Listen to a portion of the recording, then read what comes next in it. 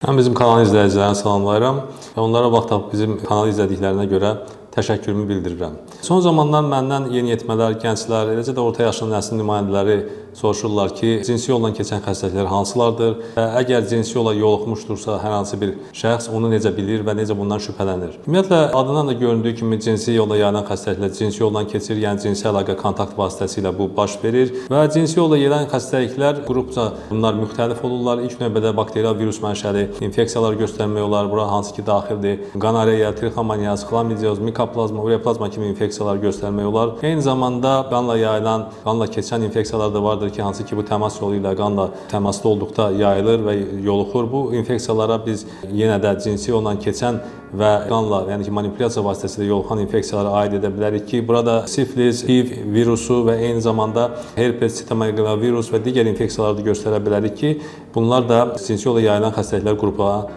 aid edilir. Digər qrup xəstəliklər isə bunlar hansı ki virus mənşəli infeksiyalardır ki, bunlar dəridə və seyirli qışalarda olur və bura papilloma virusu, herpes və digər xəstəlikləri də göstərmək olar ki, bunlar ümumiyyətlə bir qrup təşkil edir və bunların hər biri insan üçün çox qorxuludur və kontakt yolu ilə yoluxma baş verə bilər. İlkin əlamətlər bu xəstəliklərdə ilk növbədə sidik kanalında diskomfort, göynəmə, yanğı, ağrı hissi və sidiyə tez-tez getmə halları baş verir. Bundan başqa bu xəstələrin sidik kanalına müəyyən bir ifrazatın gəlməsi, bu ifrazat bu serik bulanıq ola bilər, çirkli ola bilər və yaxud şəffaf ola bilər. Bundan başqa bu xəstələrdə xaya nahiyəsində ağrı, diskomfort baş verir.